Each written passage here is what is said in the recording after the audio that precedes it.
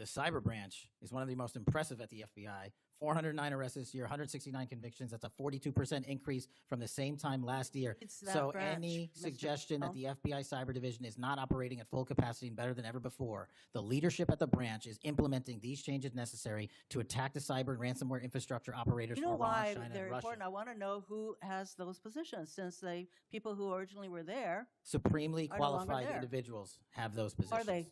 Supremely qualified individuals. Who are they? I want to better understand the scope of the turnover and the changes occurring at the FBI. Since January 2025, how many FBI employees have retired, resigned, been fired, or otherwise separated from employment? I need a number. We'll get you a number. What is the number? You don't have it? Not off the top of my head, and I want to get you the right number. Would it surprise you to know that it's probably in the thousands, like 5,000? I don't think that number's accurate. You don't know. Next question.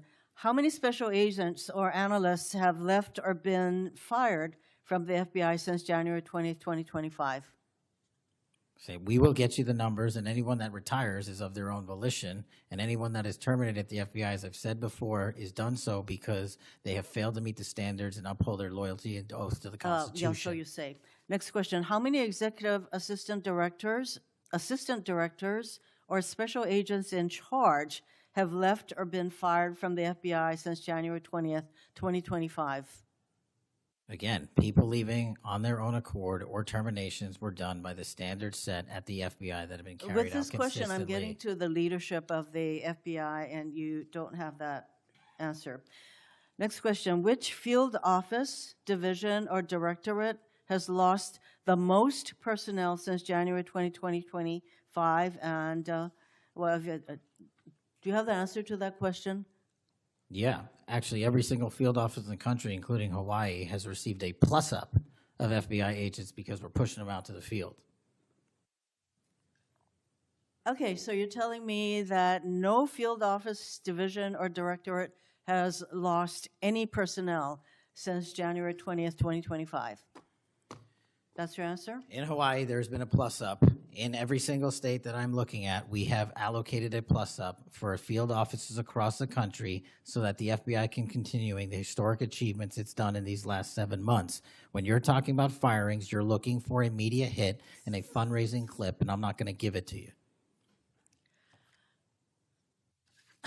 It doesn't matter under what basis they left. I just want to know how many have left. And I think your testimony is nobody has left. Next question. Nope, that's not my testimony. You asked it one time. I answered it one time. You didn't get the answer you wanted for your clip, so you keep asking it. And I told you I'd get you the numbers, but you can keep asking it. Which field office, division, or directorate has gained the most personnel since January 2025?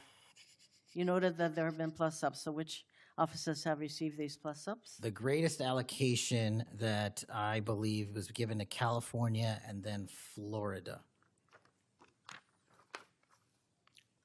Where were those offices? California and Florida. Thank you. Director Patel, you often refer to FBI agents as cops. All of us, Democrats and Republicans, support the police officers who keep our communities safe. But while our states, cities, counties, and towns all employ police officers to protect our communities, Congress has empowered and equipped the FBI to take on missions that local police cannot, especially taking on terrorists, hackers, and spies. I'd like to assess how well the FBI is able to handle its specialized missions under your leadership. The FBI is the nation's lead federal law enforcement agency for investigating and preventing acts of domestic and international terrorism. And yet the executive assistant directors in charge of the FBI's national security and intelligence branches were both forced out at the beginning of the year. Who replaced them in those positions? Excellent qualified personnel to lead the mission of arresting 23,000 violent criminals this year alone. That's twice as many as before. Who took the places of I'm not going to give you any names so you can attack them. Why not? So you can attack them. I'm not doing that.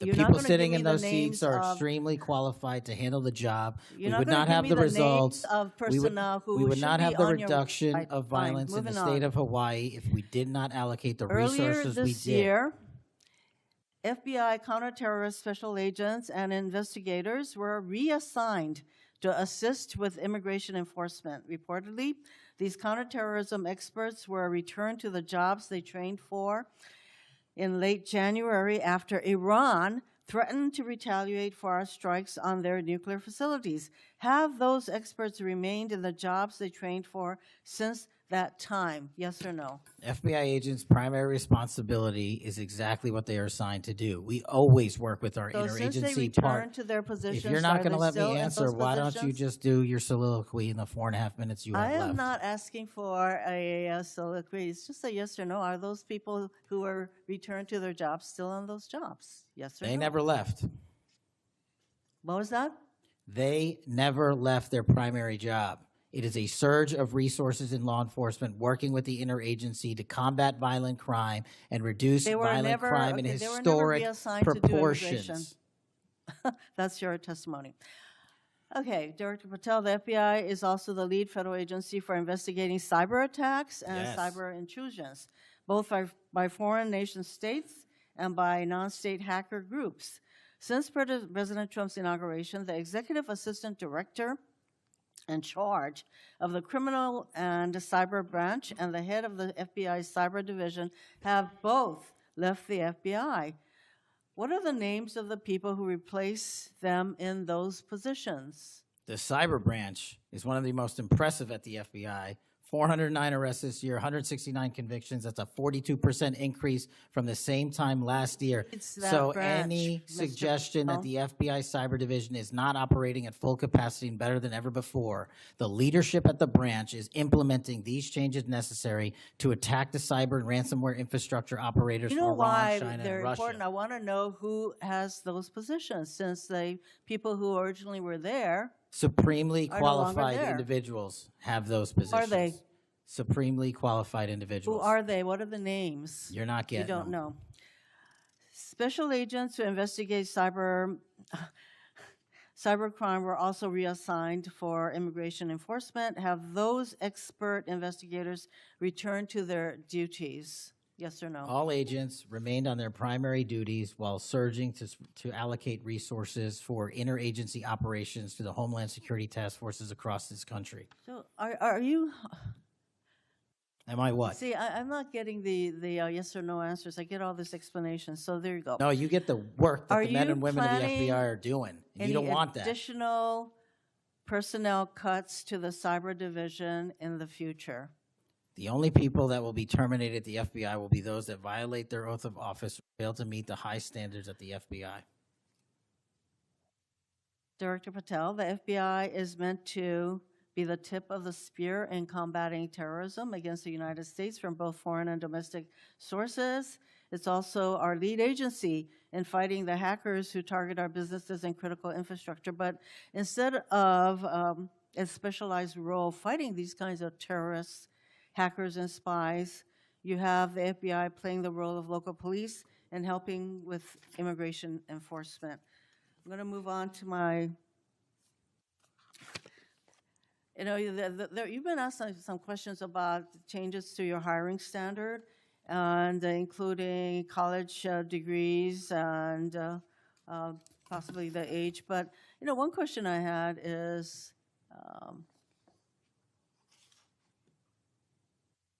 that you are now requiring applicants to be able to do a certain kind of pull-ups, which a lot of women cannot because of physiological differences. Are you requiring these kinds of pull-ups? We are requiring a physical program at BFTC at Quantico because FBI agents carrying guns in the field have to chase down bad guys and do really hard work. The physical fitness standards of those agents So are are being you requiring appropriately these assessed. kinds of pull-ups? We are requiring everybody to pass the 1811 standards at BFTC. If you want to chase down a bad guy Excuse me, and put the him in reason I handcuffs, you asked- better be able to do a pull-up. The reason I ask is that there are concerns about whether or not being able to do these kinds of harsh pull-ups is really required of FBI agents.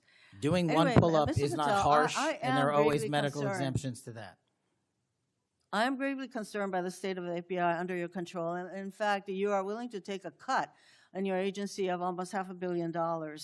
So the FBI is losing dedicated employees, decades of expertise and specialization, leading to loss to early retirements, firings, and reassignments to immigration enforcement or conducting local police work. Thousands have already left. For as long as you remain as the head of the FBI, I fear the number of departures and summary firings will continue to grow. Mr. Patel, before the vote on your nomination of this committee, I noted that your most significant qualification, this is not just something that I noted, but others, your most significant qualification was your 100% loyalty to President Trump. And I fear that that continues to be the motivating factor in your position. You know, watching that exchange between Senator Hirono and Director Patel, it really says everything about where Washington is right now. The questions aren't just about staffing or fitness tests. They're about trust, leadership, and whether America's most powerful law enforcement agency is still independent or just another extension of politics. Let's break this down for a second. When Senator Hirono presses Patel about FBI turnover, asking for numbers, demanding specifics, she's not just fishing for data. She's trying to expose what she sees as chaos under Patel's watch. But what's interesting is Patel's response. Calm, defensive, but firm. I'll get you the numbers. That's not the answer of a man caught off guard. That's the answer of someone playing the DC game by the DC rules. He knows whatever number he says on record will become the headline. Then comes the bigger clash, the loyalty question. Hirono's final words are sharp. Your most significant qualification was your 100% loyalty to President Trump. That's not a question. That's an accusation. It's a line meant to stick in the public's mind, to frame Patel not as a leader, but a loyalist. And whether you love or hate Trump, that's a serious charge. Because the FBI, at its best, isn't supposed to serve any president. It's supposed to serve the Constitution. Now, look at Patel's pattern throughout the hearing. Every time he's asked something that sounds like a trap, he pulls the conversation back to results. The numbers, the arrests, the cybercrime convictions, the drop in violent crime. It's classic political strategy. Don't play defense, shift to offense. But here's what really stands out. The tension between political accountability and operational independence. Senator Hirono wants transparency. Who left? Who replaced them? Who's in charge of cyber? Who's in charge of national security? Those are fair questions for oversight.